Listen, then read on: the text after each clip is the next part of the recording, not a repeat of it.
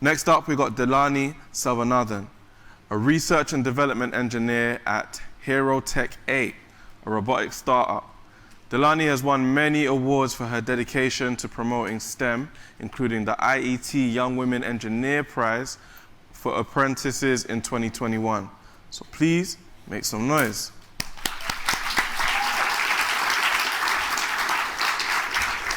Thank you. You can walk around, you don't have to stay there. Oh, okay. I'm just gonna adjust this. Ooh. Hope it sticks. Can you hear me, everyone? Thank you. So hi, everyone. My name is Dilani Selvanathan. Thank you, inspirational speakers. It was amazing to hear your stories. My presentation will be about my journey, advice, and what I've gone through, and you're probably feeling the same, so any advice. I'd like you to keep track or any notes, or write down any notes if you want, because I have a lot to share and I hope it benefits you. So, I'm a former apprentice. I did a degree apprenticeship with BBC and studied at Queen Mary University of London. After that, I started as a software engineer at Hero Tech 8 and then moved into a research and development role with them. And my passion is robotics and space. So I want to become a space robotics engineer, hopefully one day, to create technology to help humans become an interplanetary species. But also I'm thinking maybe I could go into the robotic side of things and focus on creating technology to improve people's lives. So how it all started. So it started when I went to, when I did my GCSEs. I looked at my GCSE results, and my parents wanted me to study medicine, so the typical Asian route to study medicine. But my GCSE results, like biology, chemistry, weren't that great, but physics, maths, and ICT were really good. And that got me thinking, maybe I should pursue this further. Instead of putting A-level options, biology, chemistry, maths, do engineering with computer science, something related to that. So then I researched a lot on where I could do this, can I do engineering? And I came across UTC, so they stand for University Technical College, and they specialize in engineering, but also A-level as well.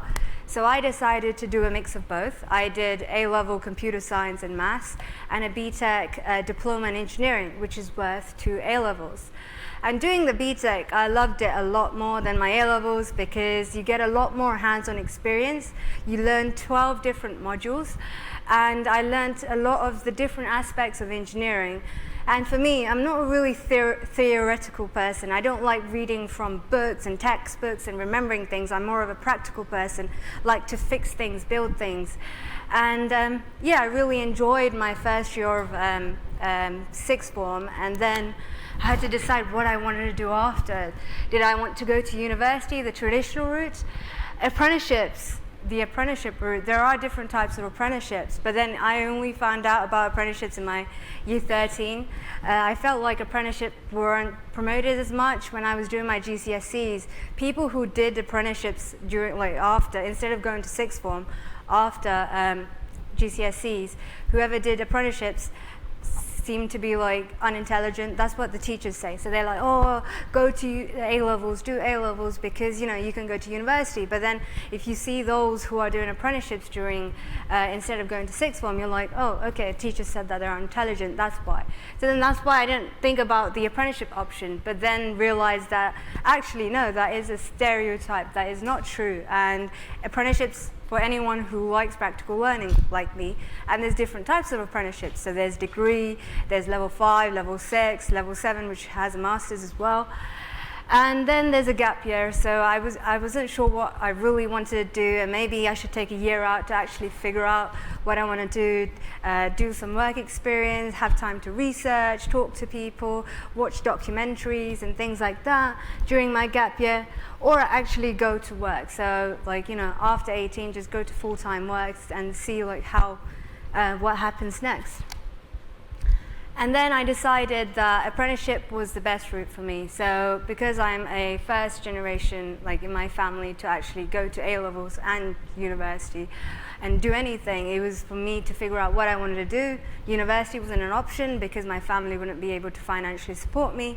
Apprenticeship is, because you get a free degree and you get a salary, your equipment and resources are paid for. So it's basically everything given to you in a golden plate. And it is very hard because it is very competitive.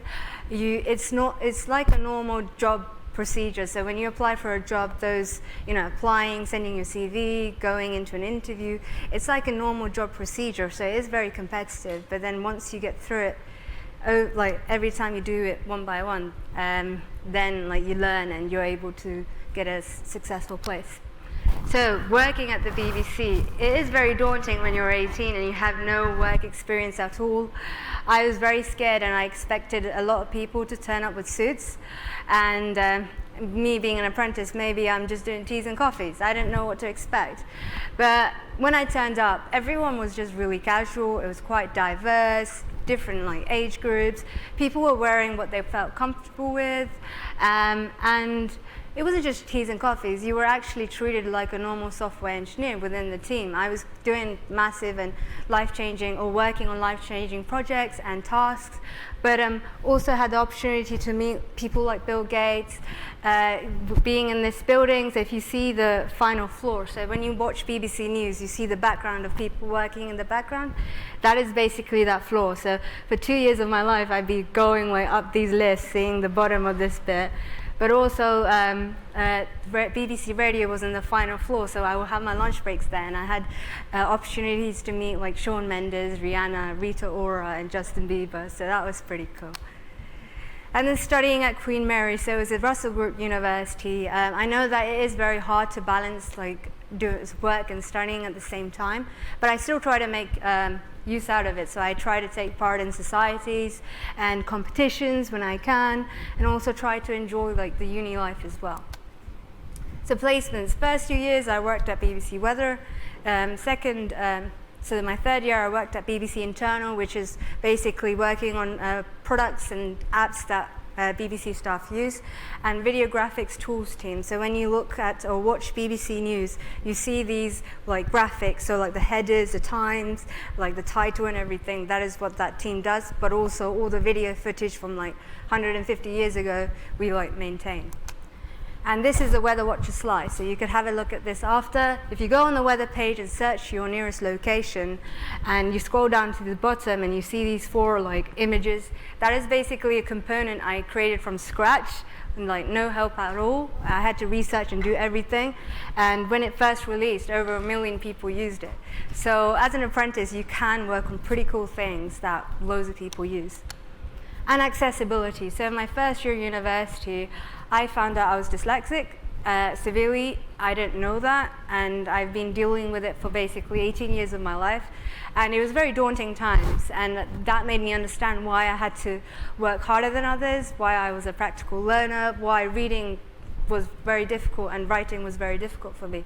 But that didn't like affect me being an apprentice at the BBC. They actually supported me, got me all the equipment that I needed, along with the university as well. They give you extra time, all the support that you need as well.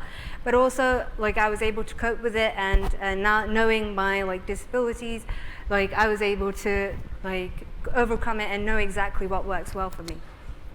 And also, we took part in my first year of being an apprentice. We took part in a BBC hackathon, but we were an apprentice team, so there was 9 other like software developer teams, and we thought we're not going to win, but it's more about the experience than winning.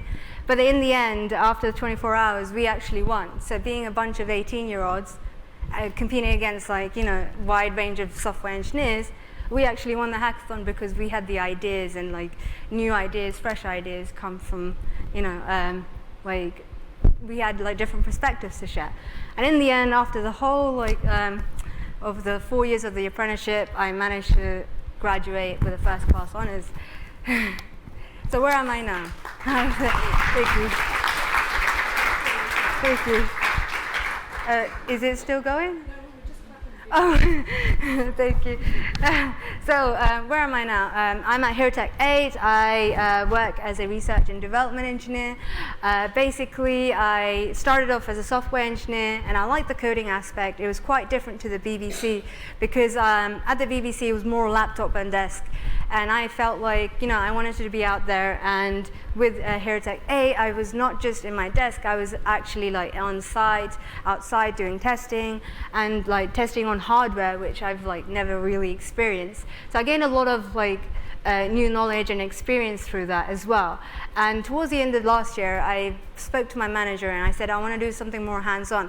Yes, I like software engineering, but I like to know more about robotics and the electronic side of things because I enjoyed that when I was doing my BTech. And they were like, okay. So at the start of this year, I was offered a new role as a research and development engineer. So they give me projects. It's up to me to kind of make that project come to life. So the software aspect, the hardware aspect, basically I need to just figure it out and prototype, test, and make it come to life. So as you see, like I've done like client demos and outside and like testing, putting things together, and this is the sort of things that I liked, but didn't think I would be doing when I was at the BBC. And also like more hands-on electronic stuff. And this is one of the projects we're working on, is trying to get a drone to deliver a blood sample from a hospital to a laboratory. And hopefully in a few years' time, when we do all these testings to make sure that it is possible for the future, then in 2, maybe 3 years' time, you'll see this come to life. You'll see drones just delivering packages and transfusions and transplants in an efficient manner. And during my time off, so throughout my whole 4 years doing my apprenticeship and even now, I've been like getting involved in a lot of STEM activities, and one of which I wanted to share is like the IET Horizons bursary. So you might have seen a little poster about the future scholarships. Before there was the IET Horizons bursary, I won that award, and that opened doors and many opportunities. I did a lot more with the IT. I attended a lot of events, and also like volunteering opportunities as well. And I'll talk more about it later. And that enabled me to get more insight about engineering, the different roles out there, what I could do, and like meet inspiring people along the way. I became a STEM ambassador as well, and a BBC STEM ambassador, continuing to promote STEM. I myself was promoted by someone, or inspired by someone in STEM, so I wanted to continue that work. But also robotic activities as well, because I really loved the aspect of getting code and making it do something into hardware. So that's why I wanted to know more about it. And then I was like on the news for a few things as well, and got involved with a variety of like committees and different groups to learn more about things, but also volunteer and share things as well. And also, this is the first LEGO League. You may have heard of it. It's a robotics competition, and you don't really need any experience to volunteer. You can gain a lot more insight with volunteering and like pick up different skills as well. I judged. I had no experience for it, but I went for it and learned quite a lot of things as well. And also, because I believed that I got diagnosed with dyslexia, but I also recently, last year, I was diagnosed with severe ADHD as well. And I wanted to share an important message saying that even if you have special needs or a learning disability, that you could still go into engineering. And this was a school, a special needs school, where I went in and shared about my role and did an activity for them, pretending to be an alien, and they had to tell me instructions to make a peanut butter jelly sandwich. And it was basically telling them about how it is, like with code. You need to break it down into different instructions, and if you miss out an instruction, obviously the code's not going to work. So that was basically the purpose of that activity. And throughout my apprenticeship, I've won several awards as well, and one of the bigger ones is the YWE Apprentice Award, which I got late last year for my dedication to promoting STEM. And then also, after completing my apprenticeship, I applied for EngTech, which I found out because of the IET, basically saying that you've met a set of criteria to be able to become an engineering technician, which you should have a look at if you complete or will be doing an apprenticeship. And what next? So I'm hoping that I want to get into robotics, but or I am doing robotics, get more experience to do that and pick up things and know more about the robotics aspect of things. Go into space one day, so learn about what's more about space and physics and maths and things like that. Maybe do a degree or a PhD in the future, but also apply for CEng as well in the future. And continue my STEM work, so continue to promote STEM to women from all ages, the BAME community, but also like people who like have like special needs or special like have any disabilities as well, because it is very important. I'm going to quickly go through this. I think I ran over a bit.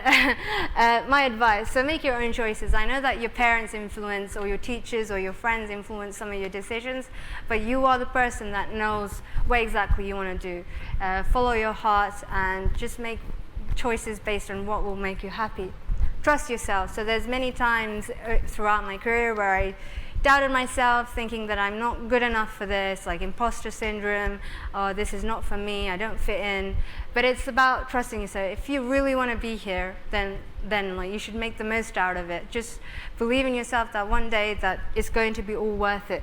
Be proactive. Be proactive. So now you have a lot of time to make decisions, do a lot of tasks, and like make the use out of it. So if you can make a LinkedIn account, reach out to the speakers that like attended this event for any advice or anything like that. Attend events. If you look into the IT, a lot of the events are free. Like I organize these events called Meet the Engineers, which basically where two speakers from the engineering field just talk about what they do in their job and day-to-day life, which anyone can register to. Is free. And also like just see what opportunities are out there, because you know like you've got a lot of time, and the more you can get out of it, like the better it is. Always have a backup. I'll say that when you're too invested and you're like limited to just one option, it puts you in a very difficult position. So have a backup. If like you want to do an apprenticeship, have university as a backup. Same with like jobs as well. Handle rejection. So I know that this happened with me as well. When I applied to my first apprenticeship or my first job, when I got rejected, I was like, maybe they don't want me. Maybe my CV is not good enough. Maybe like this is not for me. Maybe like they don't want me anymore. But handle rejections. Go ask for feedback. Say, why did you not want me? Why did you not select me? I want to know more so I can get this job in the future, or apply to somewhere else and get that role. And hard work pays off. So you need to put in the work to get your dream job or what you want to do. And also, like nothing's going to be handed to you in a golden plate. And also, comfortable with passion. So I know that when it comes to change, we're all afraid, but change is like the best thing to do, I guess, taking risks and change. Because if I just stayed at the BBC doing software engineering stuff and not applied to HeroTech 8, I wouldn't have got into robotics and I wouldn't have found my passion for space. But also live in the moment. I feel like we think about the future a lot. So, you know, I want to get this job so I can get this salary and buy a house, a car, you know, like family. But also, like, you think about the past, you reflect on it, thinking about, oh, I could have done this, maybe you can't done that, worrying and like being very anxious. But don't do that. Live in the moment. Think about like yourself and what you can do now. Spend time with your family. Make time for everyone else, and also focus on your future as well. But yeah, thank you very much, everyone.